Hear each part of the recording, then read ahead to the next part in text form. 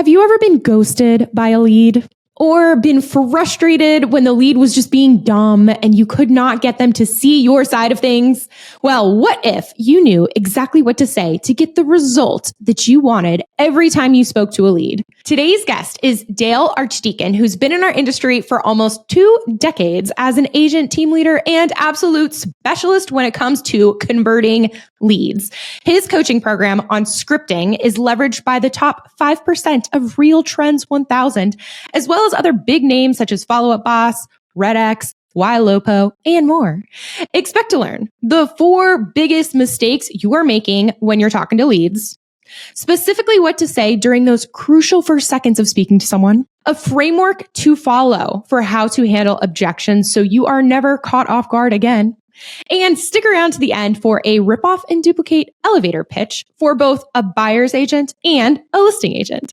You are listening to the Real Estate Rockstars podcast, the show for agents who've been around the block and are finally ready to build sustainable, scalable businesses. My name is Shelby Johnson. I'm an Army veteran turned real estate entrepreneur. I've closed hundreds of deals back in my agent days, my investor days, before hitting complete and utter burnout back in 2021, almost leaving the industry. But y'all, I am back and I am producing again in Lexington, Kentucky, here to help all of your referrals. Don't hold back. Hit me up at The Shelby Show on Instagram. And for today, get ready to avoid the 4 biggest mistakes you're making when talking to leads. Rockstars, welcome Dale Archdekin.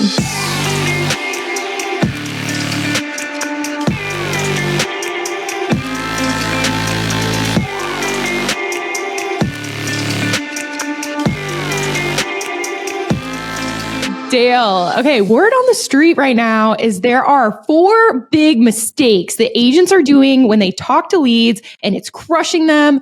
Is that true? What is, hit me with the intel. Yeah, absolutely true. Over the years, over the last, say, 15 years that we've been training agents and teams, we've really boiled it down into 4 main areas that they're screwing up in. And that really, causes them pain, causes them not to want to talk to leads, and holds them back because they end up getting terrible results. And I don't know about you, but I don't like doing stuff that gives me bad results. I tend to shy away from that stuff. Okay, so to set the framework, so is this, when we're talking about this, are we talking about like calls? Are we talking about just any conversation? Can we set the stage? Yeah, absolutely. It can be cold leads, website leads, purchased leads. It can also happen with referrals, sphere of influence, past clients that you haven't talked to in a while, somebody that you meet or get introduced to at a barbecue or an open house. It really is about human communication. And so when we're, these 4 core areas dictate in a lot of cases how that conversation ends up. And we're going to unpack that today, I assume. Yes, there's so much buildup right now. I'm so excited. So what is the first big mistake? So first one is introductions, how you get into a conversation. And this is especially applicable to a phone conversation, or if you are approaching somebody face to face, like if you're approaching them at an open house, or you're approaching them when you get introduced in a scenario where you don't know the person first. So the introductions, and that's who you are and how you first approach this leader prospect and what you say first. Let me just give you an example. You go on to a car lot, right? Let's say that you've got some time to kill. You're waiting for something to happen that day. It's a nice day out. You see a beautiful car lot next door. You're just going to go wander around. You have absolutely no intention or need to purchase a car. And you see that salesperson start to approach you, right? Already in your mind, like you've already done the mental gymnastics around how this is going to go, how you don't want it to go, and how you're going to respond to them to get rid of them. Am I right? Yes, for sure. Absolutely. So when I say introductions in that scenario, that's a face-to-face interaction, but you see the salesperson coming, and what they do next and how they interact with you is going to make a massive difference in how long you talk to them and what the outcome of that conversation ends up being. Does that make sense? Yes. What do I do? I need to know. How do I do it right? Yeah. How do we do it right? Okay. So in most cases, it's super simple. We've got your basic concepts. And you know how I said, if that salesperson approaches you, you already have some preconceived ideas of how this is going to go and how you don't want it to go and how you'd really like to try to end it quickly. So when we're teaching intros to salespeople, especially for leads, especially for internet leads, and especially for outbound prospecting, we want to follow a couple of key pointers, which is you want to introduce who you are, right? Quickly, who are you? What the lead wants to know is, who are you? Why are you calling me? And what do you want? So your intro script has to include those three elements very fast, because they already know. Usually, if I walk and approach you on that car lot, you know I'm a salesperson. If I call you up out of the blue and you don't recognize my phone number or my voice, you pretty much assume I'm a salesperson. So if you can get those three elements in there, who you are, why you're calling, and what you want to know very quickly, that will immediately improve the results that you get and how long somebody talks to you. And then there's a couple of nuances that we throw in there, like, for instance, with phone calling, when people answer their phone, you want to use their name assumptively. So, hi, Shelby, this is Dale Archdekin with whatever brokerage, right? Very quickly, I know who you are. You should listen to me because, in 2024, the only people who call you on your phone and don't already know it's you are salespeople, right? It's not like your mom or friend or college buddy call you up and they're like, is this Shelby? I'm looking for Shelby. No, they know it's you, right? So get to it. Then there's a couple of other pointers. It's them. You don't ask if it's them. You go straight into what it is that you want to know. Ask them a direct question. So especially with internet leads, for instance, people that register on your website, the question of, is there something I can help you with, is absolutely terrible, versus, are you planning on buying in the next few months or just window shopping at this point, right? So I've asked you a direct question, and then I've given you the ability or the right to tell me no, which is what 95% of these people are waiting to do, is tell you some version of no. So if you can allow for those things, this is kind of the grease, right? It makes the intro really compact, really clear. It answers what the consumer wants to know, and it helps flow faster versus being sort of herky-jerky and an uncomfortable interaction. Totally. And I like what you said about using their name assumptively, because there are so many, I hear a lot of agents in the world. It's like, is this Dale? And immediately I want to be like, no, you know what I mean? Whoever's on the line is just like, whatever you want, I don't want it. Whatever you're trying to sell me, I don't want it. So, okay, right. Just to make sure I got it. So it'd be like, hey, Dale, this is Shelby with XYZ brokerage. Are you planning on buying or just window shopping? Like, is that the line? Yeah, pretty close. There's just one piece in the middle. Why are you calling, right? Who are you? Why are you calling? What do you want? So we were missing. Why am I calling? Why you're Dale, calling? You tell me. I don't know. I'll give it to you. So I'll do it backwards. Let's do it from the start. I'm going to match your first word. I'm going to use your name assumptively, right? I'm going to tell you who I am, why I'm calling, and what I want to know, all in one tight package. So ring, ring, Shelby. Hello. Hello, Shelby. This is Dale Archdekin with Amazing Realty. Looks like you registered on our website to look at some homes for sale. I just wanted to see if you're planning on buying in the next few months or if you're just window shopping at this point. All one package, right? Yes. Okay. And also you snuck in a little nugget there, Dale, where you mentioned matching your first word. So like I said hello, and then you said hello. So that's another little nugget for us. Yeah. Yeah. And listen to the difference. Let's do it again. Ring, ring. Hi. Oh, hey, Shelby. This is Dale Archdekin. You can just feel that it's different, right? Versus me matching the same word that you had. It's a very subtle nuance, but why not? Why make it different, right? We're already oppositional, right? You don't want to talk to a salesperson. I know you don't want to talk to a salesperson. Why make it different? I don't have to be unique in the way that I answer a phone. If you think it's appropriate to say hello or to say hi, that's what I'm going to say back to you. So it matches. Yeah, it makes sense. And I love the psychology behind the matching or the mirroring, that people say, where it's like, after the person's gotten like their first couple sentences out there, and you can match their tone or their pace or accents, that sort of thing. Like, not over the top. Don't like be super fake country accent if you do, but like you can throw in a little of the slang to make the person on the other side of the phone feel like you are the same. And if you're not, the same, as opposed to a threat of the unknown. Yeah. I don't remember what percentage the psychologists or sociologists say gets translated over the phone, especially, how we have a certain percentage loss of like body language and mood and all those other things we could otherwise read, facial expressions. So you lose all of that percentage of stuff. And I think we all know psychologically that we as human beings have evolved a very healthy sense of being afraid of things that are not the same, right? You're constantly looking for dangers. So although it seems trivial, but we've noticed an actual impact in matching the same word that somebody uses. It just, again, is grease in the conversation. Okay. I think we have this line down. We're matching that first word. We are introducing ourselves quickly, telling them why we're calling and what we want with the phrasing that allows them to tell us that they're just window shopping. Because that's what they want to say. When you're like, are you planning on buying or just window shopping? Like, dude, I'm just browsing. Leave me alone. Right? Yeah. Yeah, absolutely. Like imagine, go back to the car example. You see me coming, you're like, oh, here comes a salesperson, right?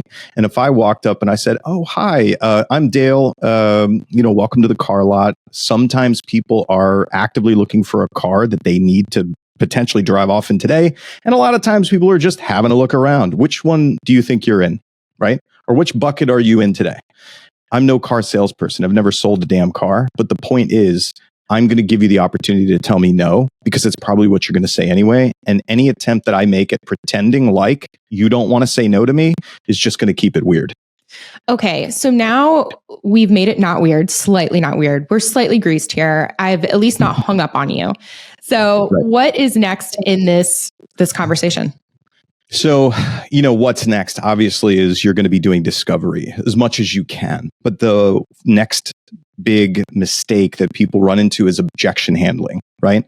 So when a lead says, initially we said, are you just window shopping, right? Or getting started window shopping. So a lot of people have those kind of knee-jerk reactions. And I would say that those are very simple objections. They're not complicated objections, if you understand what I mean. So somebody saying, oh, I'm just looking, thanks. That's a very basic brush off versus somebody saying to you, oh, hey, thank you for your call. I'm not going to be buying a home until 2025 because I'm in grad school and it doesn't make sense financially. That's a complicated objection, right? So when you have the very simple brush offs, let me start here. In terms of mistakes, here's what we hear is that a lot of salespeople immediately default to arguing or trying to persuade and or trying to close into the face of an objection. And that's one of the first habits that we have to break with an untrained or unprofessional salesperson. Because here's the reality around objection handling. Just like I pointed out with the intros, where a consumer wants to know, who are you? Why are you calling? What do you want to know? Around objections, the prospect or the consumer is thinking, when they object to you, they're thinking, I'm right and justified. I'm happy to tell you why I'm right and justified. Please don't try to change my mind. And hopefully this ends the conversation quickly, right? That's what the consumer is thinking. So when a salesperson approaches them and immediately defaults to trying to argue or persuade or close, it violates really where that consumer's head is at in that moment, right? It's the opposite of that. So instead, what we have to do, and I'm going to say this, and it's going to sound very trite or very simplistic, but asking better questions is the first step to objection handling. Here's why. You cannot change somebody's mind or get them to do something differently 9 times out of 10 unless you understand first how they made the decisions, how they came to that result or that action or that inaction, and you can give them a different way of doing it, right? That they're open to. That's how you objection handle. Now, we can't handle all objections. We can't convert everybody from a no to a yes. We can't convert everybody from a later to a now. That's just unrealistic. But you have the best shot if you first start by trying to understand them. Notice I said the consumer is thinking, I'm right and justified. Happy to tell you about it. Don't try to change my mind, and hopefully this ends the conversation. So we created this thing we call the question game.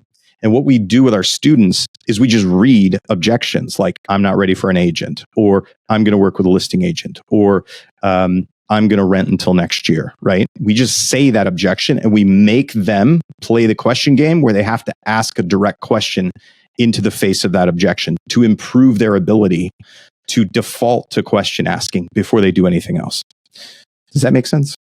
It makes a ton of sense and it's so fun. And I want examples though. I'm like, okay, you just ran through, the first one, if we're still in the car parking lot, it's like, I'm just looking, thanks. That was one. And then you have the, I'm not ready for an agent and I'll rent till next year. Can you punch me in the face with some questions that I can default to? Just example, whatever you want to go down, example rabbit holes. Let me give you a simple, I'm going to talk about those simple knee jerk, like blow off objections first. And then we'll do the more complicated ones where I'm going to ask you a question back. So the first one, somebody says, I'm just looking, getting started, not ready, whatever it may be. We teach that you want to, especially for lead conversion in real estate, you want to default to, there's 3 simple questions that you can ask that are present tense questions. So imagine this is, again, just a brush off. Oh, we're just getting started, or we're just taking a look, right? It's not like, get off my phone, Shelby. The 3 simple present tense questions that we teach to ask, and you can choose, it doesn't matter which one. Do you currently live in area, or are you relocating here, right? Super simple one. Do you currently own, or are you renting? Or what neighborhoods are you interested in? Those are 3 very simple questions that anybody can answer for you. So that's first. Simple stuff. Does all that make sense, Shelby? Yes, but you emphasized present tense questions, and I would love if you would elaborate on what you mean by that. Sure. What I mean by that, if let's say, for instance, you said, hey, Dale, I said, are you planning on buying or are you just getting started? Or are you just window shopping? And you said, oh, thanks, Dale, I'm just window shopping. If I asked you a past tense question like, Shelby, what made you interested in looking at houses in the first place? You can hear that I'm trying to take you back in time to your original motivation, right? That's a past tense question. And it's more sales heavy. It has more sales pressure to it.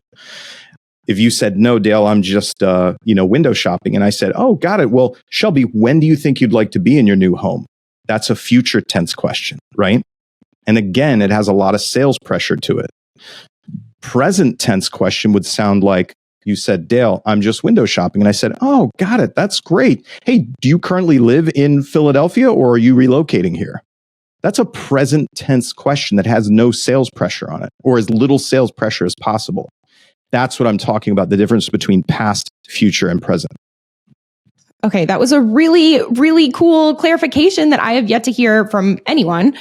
Because I hear the past tense all the time. Like when I talk to people about scripting, I hear that one a lot. Well, and maybe to defend that person or people that I've talked to in the past, I feel like that one happens once they're already like looking at homes, or maybe they're under contract and something is going wrong and they're like, I want to back out. And then they use, well, okay, let's bring you back. Why were you? Okay. Which I think actually that makes more sense potentially in that scenario as opposed to the intro. Is that what we're? It makes sense to do it. However, you have to be careful about how you do it, because as a human being, when you're interpreting my questions, your level of sensitivity to sales influence dictates how much you're going to pay attention to what I say and how I say it. So obviously, being a career sales trainer, I can pretty much make out what anybody's trying to do in any given moment with their words with me. Fun. And if you try to take me backwards to be like, okay, hey, I see that you're struggling. Let's talk about what originally motivated you. That's going to set off the alarm bells, right? Why is this person taking me back to my original motivation? It's to reignite the motivation and ignore what's going on right now. So great question. I'm just going to say the application of it, you've got to be careful about how you do it. So if I said instead, hey, Shelby, I understand that this is going a little bit sideways. This is not where you wanted it to go. And I understand it's really stressful. I would stay present. I'd say, okay, let's get all the elements on the table and decide what works and what doesn't work right now, right? That's where we would be. And if I got to a point where it sounded like you had lost motivation or your motivation had somehow changed, then I would say, got it. Okay. All right. Let me just make sure that we're on the same page. When we first spoke, this is the reason, or this is what was important for you. Is that still the case? So it's just another way of rephrasing what they're doing. And I'm doing it a little trickier than saying, Shelby, let's go back to what you originally said you wanted, right?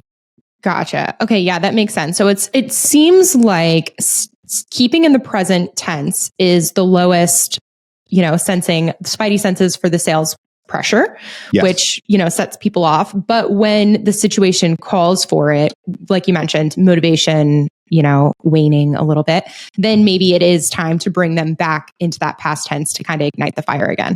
Of course. And likewise, if you're going sideways at some point in the conversation, I might say, Shelby, forgive me, but it is my job to do this. I just want to see if that future vision we talked about you and your dog in that giant yard romping around, right, is still where we want to get to ultimately, in spite of this little hiccup that we have right now. So there's an example of like taking you forward, right? But people are more sensitive to backwards and forwards because they can perceive it better. Today is it's neutral. It's more neutral, right? It's more benign because you always live in the present moment, and it's always easy to answer questions about yourself or your motivations or thoughts right now. Okay, makes sense. And just to recap for my brain. So we started out with, because we're talking about the 4 biggest mistakes that agents are making when they're talking to leads. And that first one was screwing up in the intro right off the bat, which we deep dived into. And now we're in number 2, which is objection handling. And we just talked about the ways to address the blow off questions by keeping our questions, because selling is not telling, it's asking. So keeping our questions in the present tense. Okay. Did I recap? Yes. Are we there? Yes, that's a great recap. I just had to throw my own brain. Okay, now what? Yeah, let's do it. That's so funny. This is why we have to role play this stuff, right? So let's talk about the more complicated objections. Let's say that you said to me, Dale, I'm not buying until next year. So let's say, hey, Shelby, are you planning on buying in the next few months, or are you just window shopping at this point? You're going to say to me, I'm not buying until next year. Okay, perfect. So Dale, yep, I'm sorry, I'm not buying until next year. Oh, okay, got it. What's important about buying next year? Say the same objection to me again. I'm just not buying. I'm just not doing it until next year. Oh, got it. Okay. How did you decide to buy next year? So I'm just giving you examples of questions that go straight to the core motivation of how you came up with the idea of not buying until next year without making you wrong, without trying to persuade you or trying to change your mind in any way. Okay, gotcha. So, okay, you are, whatever the objection is, so I'm not buying till next year, then you are just trying to peel back the onion, the layers to get to their reasoning. Yes. Okay. And then once you have done that, maybe you have to ask repeatedly, or I don't know, more information. Yeah, it's more information. So the way that we teach this, when we're teaching objection handling, we don't, a lot of objection handling teaches people how to argue with the prospect or how to make the lead wrong or how to change their mind or persuade them. And what we notice, the giant missing gap, is first asking really great questions into the face of an objection. And so that's what we teach salespeople to do first before we help them argue better, because most of us can argue pretty good as it is. So yes, we want to unpack you, right? So if you say, I'm not going to buy until next year, I say, what's important about buying next year? I don't know what the answer is that's going to come out of your mouth. Whatever it is going to dictate my next question. And we typically will break objections down into 3 elements, and that's the perspective, the process, and the outcome. What I mean by that is perspective is what you think or what you think you know or what you heard or what your neighbor told you, right? Or even your past experience. And then your perspective informs your process. That's what you're going to do, how you're going to do it, when you're going to do it, who you're going to do it with. And you're going to follow that process to get yourself a certain outcome or outcomes. So when I'm asking you these questions, I'm trying to uncover all 3 of those pieces. What does Shelby know or think she knows? How is how's it informing what she's going to do or not do, or who she's going to do it with? And what does she think it's going to get her in the end, right? So maybe waiting until next year is saving more money. Maybe waiting until next year is because you don't want to spend the mind share on something else while you're finishing something else in the first place. Or waiting until next year is because your uncle, who hasn't bought a house in the last 30 years, told you it's going to be a better market then. I don't know what the answer is going to be. Okay. So I'm peeling back this onion. I'm starting with how did you come to that decision? Basically, how did you decide? And I am looking, I'm got my spidey senses out looking for their perspective, their process, and the outcomes they're looking for. And so as I'm doing this digging, I love the how did you decide question. I think that's great. Do you have any other like questions that you recommend to peel back the layers on this? Sure. So there is part of the question game that we teach. One of the rules about the question game is that you can't use the word why. So I'm going to put that out there because why is confrontational. And usually when I'm teaching it, I say to the crowd, when in your life has anything positive from another human being started with why, directed at you? That's almost never, right? It's just confrontational. So when you phrase your questions, it's how, what, when, who, things like that.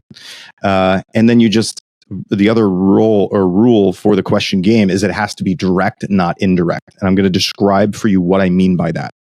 So if you said to me, Dale, I'm not going to buy until next year. And I said, oh, got it. Okay, well, how many beds and baths do you think you need? That's an indirect question versus, oh, got it, Shelby. How did you decide to buy next year? Or what's important to you about buying next year? Those two vastly different questions. This indirect one about beds and baths isn't going to tell me why you've decided or think it's best to not buy until next year. The answer to this question over here, how did you decide or what's important, will almost absolutely guarantee that I'm on the right path to getting to the core of why you think you should wait until next year. And remember when I said that consumers are thinking, I'm right and justified to object to you. Don't try to change my mind and hopefully this ends the conversation. I want to ask direct questions because when a prospect or lead starts objecting to a salesperson, we're on a time limit and it starts going much faster, right? I can't ask a bunch of stupid indirect questions when you don't want to talk to a salesperson anyway and you're not ready for me. So asking a direct question keeps it fast, keeps it on the right track, gives me the best chance of figuring out whether I can come up with a better solution than next year.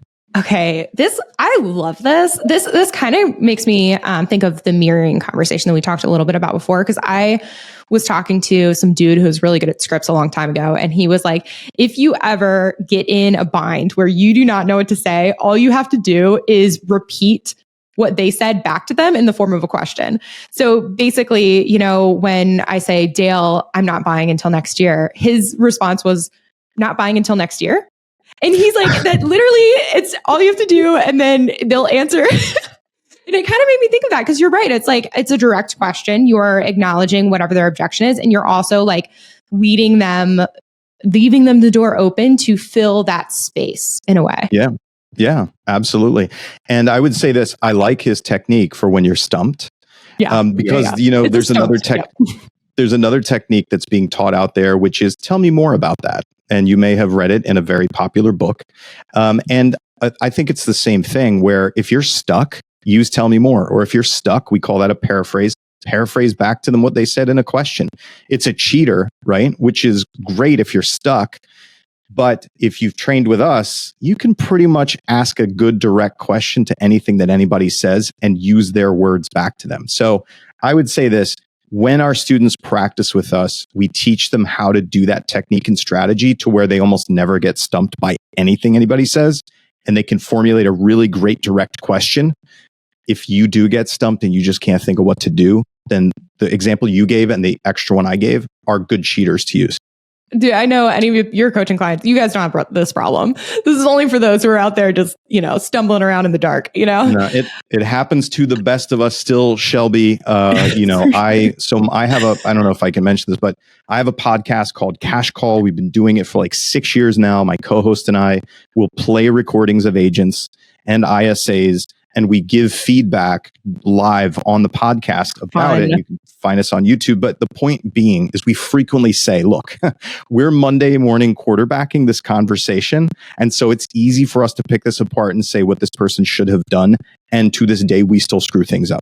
Ask my wife. I say dumb shit all the time. Yeah, being in the moment, it does just heighten. Like it's kind of weird. Like you tend to even black out sometimes. Is there anything else within the objection handling mistake number 2 that we need to dig into before mistake number 3?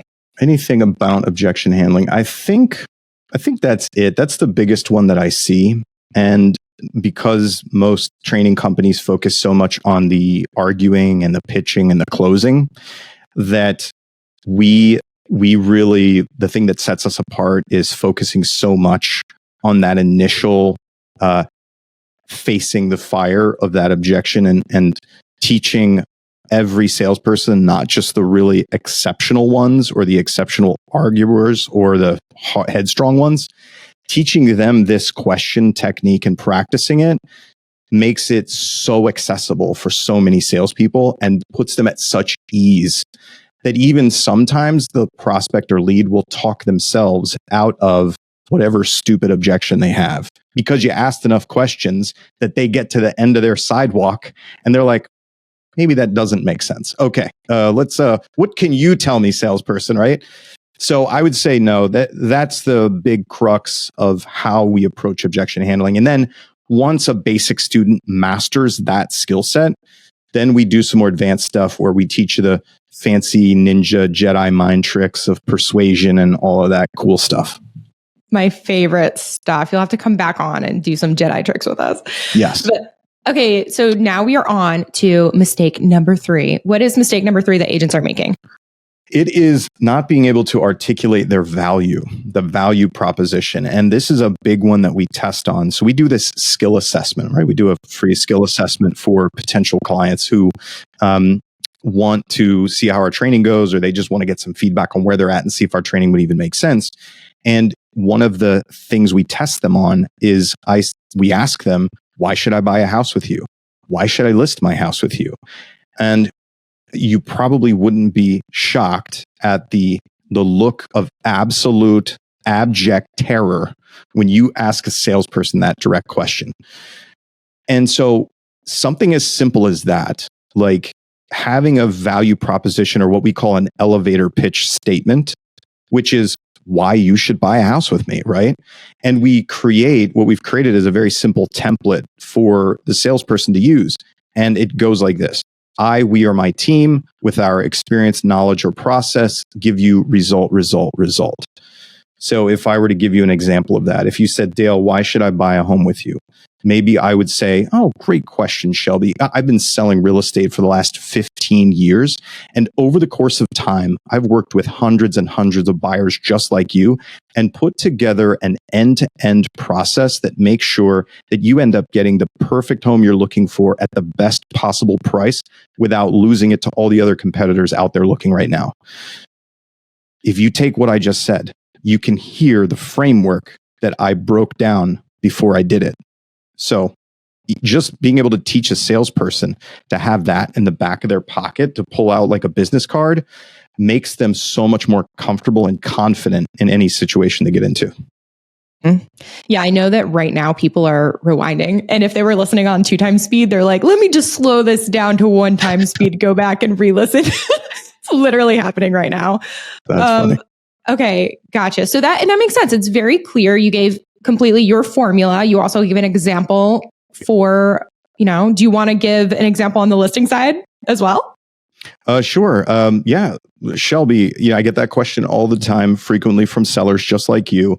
And I've been selling homes just like yours and representing sellers like you for the last 16 years. And here's what my team and I have developed is an end-to-end strategy where we have all the right players in all the right places to make sure that you're taken care of through every step of the process.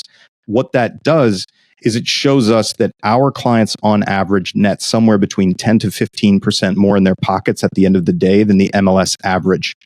That's what we deliver for you. So I just made that stuff up and pulled out of my butt. But I've been doing this for a long time. No, it's great. And I know that there's all the listing agents out there like, thank you for asking that question, Shelby. So to you, you are welcome. Okay. I think so. Value proposition, nailing that, and then, fleshing it out, either directly copying yours until, they have subbing out some of the actual stats, but, and then saying it out loud repeatedly over and over again. And until it's smooth and it's a part of you. Imagine every buyer that you talk to secretly in the back of their minds, and even the ones you're currently working with, are thinking, why should I buy with you instead of any other agent? Why? And any prospect that you talk to, and even the sellers you're working with right now, are thinking, why should I list with this man or woman? Right? over everybody else in the market, and answer that question for them so that you have it. It's like we call it the elevator pitch. It's just something that you have in the back of your pocket that you can use, and it gives you an ultimate level of confidence. I'm pumped. I'm here for it. Okay, Dale, I think we're at number 4. We are on the number 4 biggest mistake. And what is it? It's closing for appointments. That's the biggest one too, right? So with closing for an appointment, basically the prospect is typically thinking, is this what I want? Does this match where I'm currently at? And what am I going to get out of it, right? So when you're packaging up your close, this is, again, where we see a lot of issues with salespeople, because they will close. What we like to say is that your close should be the logical conclusion to the conversation you just had, right? If I close you for a meeting, for a signature, for a video, for a stop by your house, for a next step, anything, it should be the logical conclusion to the conversation we just had. And in a lot of cases, agents don't make it that. So they have very weak closes that don't match what the prospect currently wants or needs. The prospect doesn't know exactly what they're going to get out of that next step, right? Out of that meeting or out of that signature or whatever it is. And they don't know how long it's going to take. So you want to package that all up into your close. And then we have some pro tips that we throw in on closing. You need to reduce the risk. And what I mean by that is, Shelby, in your life and every listener out there, how much do you want to talk to or meet with a salesperson when you don't want to buy something or you don't have a burning question to get answered? Literally never. Literally never. Maybe Right. even sometimes if you're married to them, still never. What my point is salespeople represent risk, because salespeople do what to you? They change your mind. They try to persuade you. They try to talk you into things, right? They waste your time. They make you feel bad when you have to tell them no. So salespeople represent a lot of risk. So when you're asking for a next step, when you're asking for an appointment or whatever it is, you need to reduce the risk, reduce the time, reduce the threat, and as much as you possibly can, make it stupid to say no, if that makes sense. So, yes, it all makes sense. But I'm going to be like, Dale, do you have an example? Let's go through a scenario. Sure. If you would, if that's okay. Yeah. So we teach, when it comes to closing for appointments, we typically teach the levels of readiness, and you kind of change your language as the levels of readiness change or wherever they're at. But I'll just give you, I'll give you an example. Let's say that I'm having a conversation with you and you're not planning on selling your home for the next couple of months, right? We've gone through intro, may or may not have had to deal with any type of objection. I've done discovery. I understand your full who, where, when, why, what, and how much, right? Your story, or the old school LP mama, if listeners recognize that. So I have all the info on you. And I know that you are in the not yet person. You're like that not yet meet with the salesperson person, right? You're like, that's what you're thinking.